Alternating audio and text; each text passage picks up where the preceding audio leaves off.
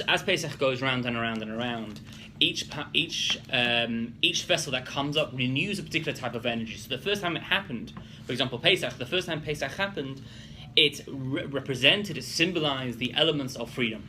And therefore each year, or the creation of a nation, therefore each time it comes round, as we go through the months, each time it comes around, we renew this concept of freedom. And therefore one of the themes of the Seder is freedom from a self-imposed exile. Last week we discussed how one of the elements of exile or imprisonment or boundaries is based upon ego. This week the representation of the Seder plate in connection to Pesach is effectively giving you the keys or the interface, the tools, in order to take you through the Seder. And each step of the Seder is another step, leaving behind a so-called self-imposed exile or a self-imposed limitation. And the Seder plate is that interface, those tools that will enable you to get through the Seder, and in turn, each one of themselves, each part of the Seder plate represents a different tool and a different element of this journey to freedom. So you have the entire Seder, which is a macro, long journey. In some cases, takes anything from 2 to 4 hours, depends on which Seder you go to. While the Seder plate itself is a sample taster, so to speak, or a mini tool set, multi like a Victorinox tool set or Leatherman compared to a workman's toolbox. So, by going through the Seder plate and analysing it, you can pick up and see how the various options and various tools that you can utilise throughout the Seder and throughout your own life on a daily basis. And so that's the purpose of this particular shiur in the time that we have. So the very basic kaira, the basic set of the kaira, is you have the 3 matzahs. The top matzah corresponds to Kohen, the priestly family. The next one under that is Levi, corresponding to the generic priestly family, of which the Kohanim are part of, and which the Leviim are those who play the musical instruments and kept the temple tidy, so to speak. Also in charge of educational elements. And then you have the Yisraelim on the bottom, which Kohen and the Leviim, back in the ancient times also, now were founded upon. Without the Yisraelim, without the other 10 tribes, without the other 11 tribes, the Kohanim and the Leviim, which was from the same tribe, wouldn't have anything to be found, wouldn't be able to be supported. The whole temple was supported by the other 11 tribes, which were the Yisraelim. So therefore you have Kohen and Levi residing on top of Yisrael. The masses themselves also correspond to several different symbolisms associated with them. We also have the top matzah, it corresponds to Abraham. The next one after that, the next matzah corresponds to Yitzchak, and the bottom matzah corresponds to Yaakov. What is well known that each one of those forefathers also correspond to a particular midah, a particular attribute or emotional trait. Avraham corresponds to Chesed, kindness. He was known as a Ish Chesed. He worked very hard in spreading kindness. He had an Eichel, a hotel, where he would look after people.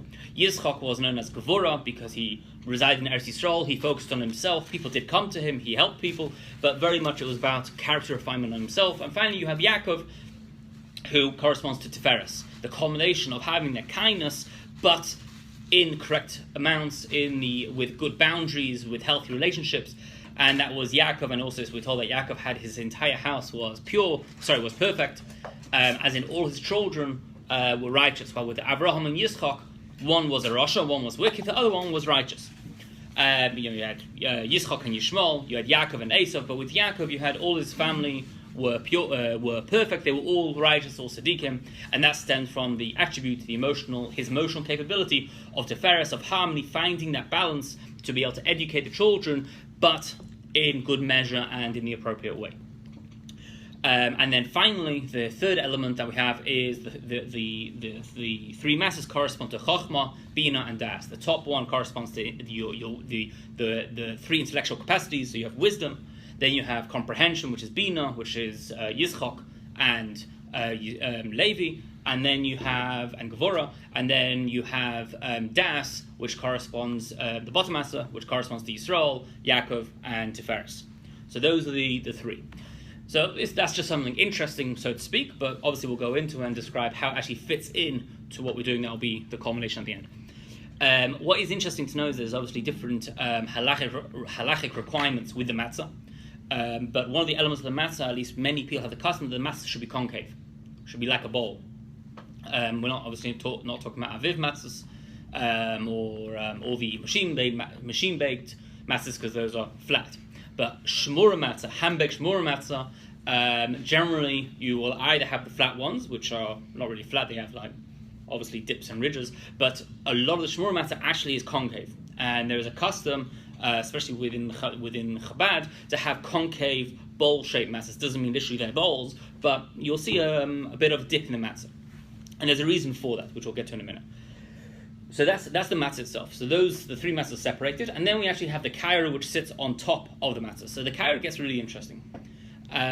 Obviously, we have the different foods. So we have the zeroya, the chicken neck, or generally it's a chicken neck. Then you have the egg. Then you'll have the mora. Then you'll have the charoises, which is the apple almond mixture. Walnut mixture. Then you'll have the carapace, and finally, which is potato, onion, parsley. I know that people have other customs within that. And then finally, on the bottom, you have again mora, but it's called chazeres. But it's a derivative of mora. Sometimes you can do it the same as the mora in the middle. So again, you have the 6 different formats.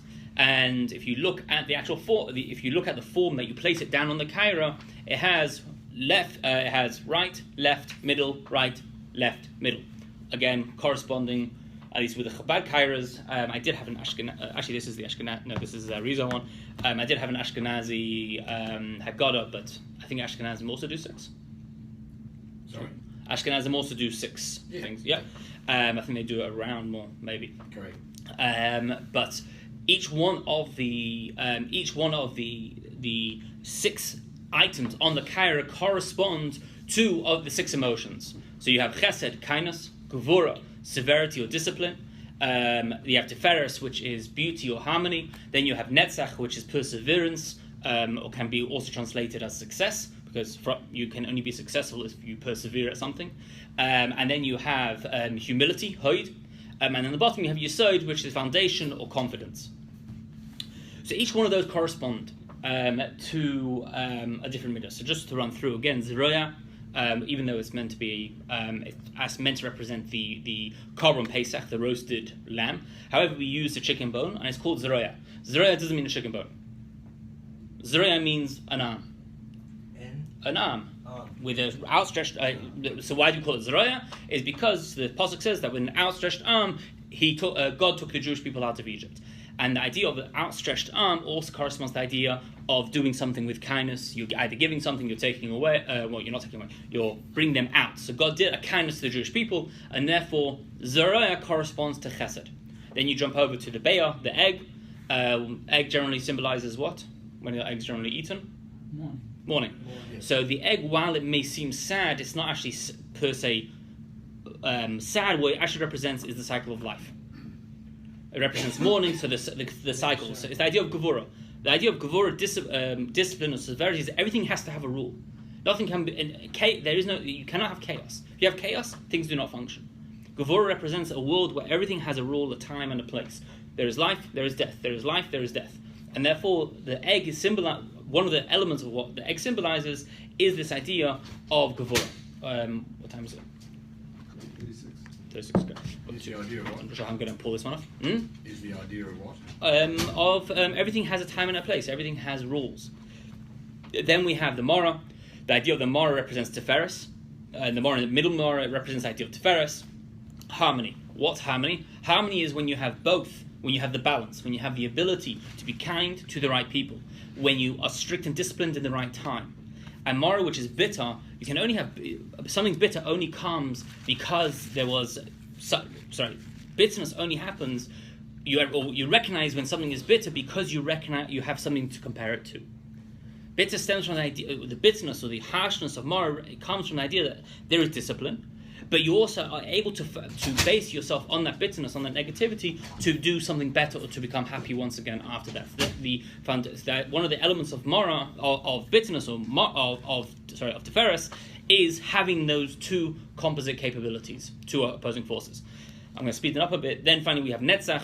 Netzach is perseverance and success, represented by the charoises. The idea of the charoises is specifically obviously the cement, but also the building of the Jews used cement to build the bricks and so on and so forth. Therefore, charoises is supposed to be a recognition of that, a remembrance of that. But that specifically, it was through the hard work and through the perseverance they managed to stay alive, i.e., representing the idea of Netzach, that eventually they came out alive as a stronger nation. Jumping over to Carapace, the idea of humility. Obviously, there's a lot more to this, but we don't have that much time. But the idea of carapace is that the actual potato or the onion are root vegetables. They're actually inside the ground. And yet, when you take them out, they become the base sustenance for life. The reality is, well, it's not the best diet, but onions and potatoes and root vegetables can be the base sustenance for one's life. And that comes from humility. Humility is related to Hod. And Hod humility is one of the foundations of life. Without humility, if you lead your life in a arrogant or egotistical way, eventually you're going to fall. Eventually, someone is going to take you down. The idea of having humility allows you to balance that out. And finally, we have Yesod, which is foundation and balances. If you look at it, it's actually the pinnacle of everything of the six attributes. Is the pinnacle one, which everything else balances on. And therefore, Yesod is that with a healthy foundation, with a healthy balance of all the other attributes, what you're able to do is actually able to accomplish in life. That's why it's directly underneath Teferes, which is representative of harmony. Again, the same balance as we call the Kava Emsa, the middle line. To wrap it up, we said before, why is it necessary to have the masses which are concave? And the idea is that these three masses represent also the intellectual capacities, Chochmah, Bina, Das, wisdom, comprehension, and understanding. That when you have the emotional attributes, these six that we've just said, the Netzach, Hod, Yesod, the kindness, the severity, the harmony, the perseverance, the foundation, the humility inside your intellectual capabilities, controlled by your mind, as opposed to controlling your life with pure emotion. But if you combine the two together, your intellectual capacity is fused with your emotional capacity, and you allow the mind, the moach shala alev, if you allow the mind to control if you allow the mind to control the emotions, then that's one of the first steps to freedom. And that's why setting up the kaira, the Seder plate in the very beginning of the Seder, is to give you that start of that intellectual or the mindset in the beginning of the Seder, that throughout the whole journey of the Seder, the journey of the steps of the Seder, without recognizing that your emotional capacity has to be controlled by your intellectual capacity, then the Seder might not quite function the way you want it to function. But that's the very foundation which the Seder begins off with the emotions controlled by the intellect.